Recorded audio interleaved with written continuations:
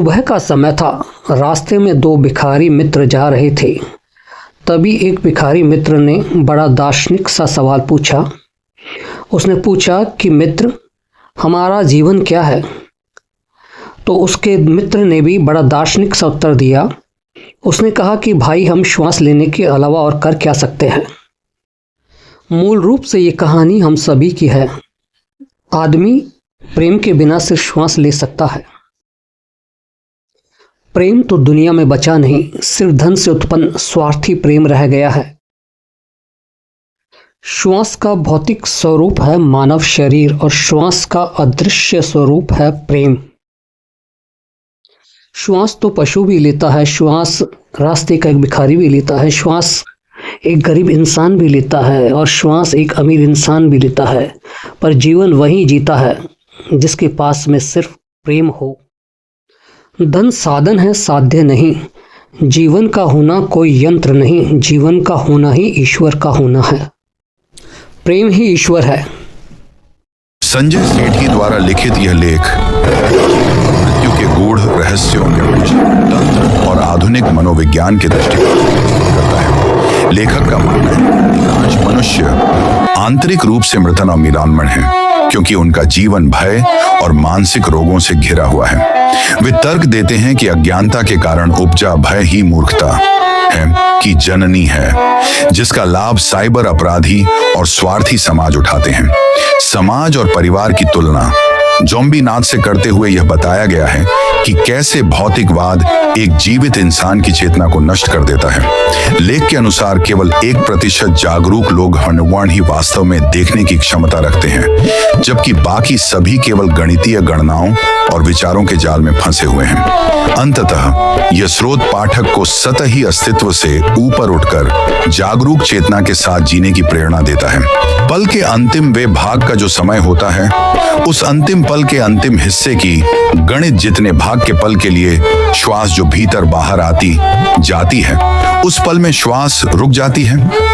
वह पल मनुष्य की मौत का पल है। आदमी हर आती जाती श्वास के अंतिम पल में मर जाता है, पर यह पल इतना छोटा होता है कि मानव को इसका पता ही नहीं चलता है। ये विधि विज्ञान भैरव तंत्र की वह विधि है जो शिव माता पार्वती को प्रयोगात्मक तरीके से सिखाते हैं, बताते नहीं हैं। ये तंत्र की एक 112 विधियों में से एक विधि है। इस विधि का पूर्ण उल्लेख ओशो। अब मैं संजय सेठी आपको बताता हूँ कि यह मृत्यु दुनिया में 99% इंसान जिसे जीना कहते हैं, वास्तव में वह मरे ही हुए हैं। मनोरोग इसका प्रमाण है। दुनिया की प्रत्येक बीमारी एक मनोरोग ही है, चाहे वह कैंसर हो या हार्ट अटैक हो या किडनी हो या डायबिटीज हो, सब कुछ मनोरोग से ही शुरू होती है। और दुनिया में बहुत तेज गति से अकेलापन बढ़ रहा है, तलाक बढ़ रहे हैं, अपराध नई शक्ल ले चुका है और आम आदमी इस नए प्रकार के अपराध से 5 मिनट में स्वयं ही स्वयं को लुटा देते हैं। साइबर अपराधियों ने साबित कर दिया है कि मनुष्य भीतर से भय को लेकर चलता है। दुनिया के सभी दर्शन शास्त्री, मनोविज्ञान के ज्ञाता, ओशो, भारत के शास्त्र पहले से ही यह बात कह चुके हैं, भय मूर्खता की संतान है। इस हिसाब से प्रत्येक मनुष्य स्वयं ही स्वयं का जन्मदाता है, स्वयं ही स्वयं की संतान है, क्योंकि स्वयं ही मूर्ख है, इसलिए स्वयं ही स्वयं से भयभीत है। आदमी प्रेम से अपने सगे भाई को 1 रुपया भी ना दे, पर एक साइबर क्रिमिनल की एक झूठी धमकी से 5 मिनट में ही इतना भयभीत हो जाता है कि 50 लाख से लेकर 50 करोड़ तक की रकम दे देता है। परिवार आदमी का सबसे बड़ा शत्रु होता है। ये कुछ ऐसा है जैसे कि ज़ॉम्बीज़ मूवी में जब ज़ॉम्बी के सामने कोई जीवित इंसान आ जाता है तो सारे ज़ॉम्बी उस इंसान का खून चूस लेते हैं और उसे भी अपने जैसा मुर्दा ज़ॉम्बी बना देते हैं। हर परिवार में एक इंसान होता है, जीवित शेष सभी मुर्दा होते हैं, और अक्सर जो जिंदा होता है वह अपनों पर ही अपना धन खर्च कर देता है। फिर एक दिन ऐसा आता है कि जीवित इंसान किसी कारणवश अपना सब कुछ गवा देता है। बस फिर क्या, पैसा खत्म। परिवार के सभी सदस्य अपने छिपे हुए वास्तविक रूप ज़ॉम्बी के रूप में आ जाते हैं और उस एक जीवित इंसान को भी मुर्दा बना देते हैं। यही से शुरू होती है कहानी मृत्यु की भाषा की। मृत्यु क्या है? एक बेरहम जो कुछ नहीं देखती है, न सोचती है, बस सबको मार देती है। मृत्यु में कोई विचार नहीं होता। पशु भी विचारहीन है, इसलिए पशु तो मरा ही हुआ है। इसीलिए दुनिया से लगभग समस्त पशु पक्षियों की प्रजातियां समाप्त हो चुकी हैं। ठीक वही स्थिति आज के मानव की है। दुनिया में सोचते सभी हैं, पर इन सोचने वालों में विचारवान कितने हैं और इन विचारवानों में देखने वाले कितने हैं? जो विचारवान की अवस्था से ऊपर उठ जाता है वही देख पाता है, और जो देख सकता है वह एक फूल को देखता है, और फूल उसी पल में एक कविता बन जाता है। कविता चित्रकला बन जाती है। अब जरा सोचिए कि दुनिया में 1% लोग ही दुनिया क्यों चलाते हैं? क्योंकि यही 1% देख पाते हैं। 99% या तो फूल के निकट से गुजर जाते हैं, या फूल का विचार ही उन्हें फूलों का कारोबारी बना देता है। विचारवान जिस भी चीज को देखता है उसी की हत्या कर देता है। दुनिया से आज जंगल, पेड़, पहाड़ सब कुछ लगभग मिट ही चुके हैं। सिर्फ 1% लोगों की जागरूकता के कारण कुछ जंगल आज भी है। विचारवान सिर्फ गणित की भाषा समझता है। इसीलिए दुनिया में जिसके पास धन आ जाता है वही मूर्ख की संतान भय को स्वयं में पैदा कर लेता है। इसीलिए परिवार में एक भाई धनी हो जाए, दूसरा गरीब रह जाए, तब देखिए तमाशा।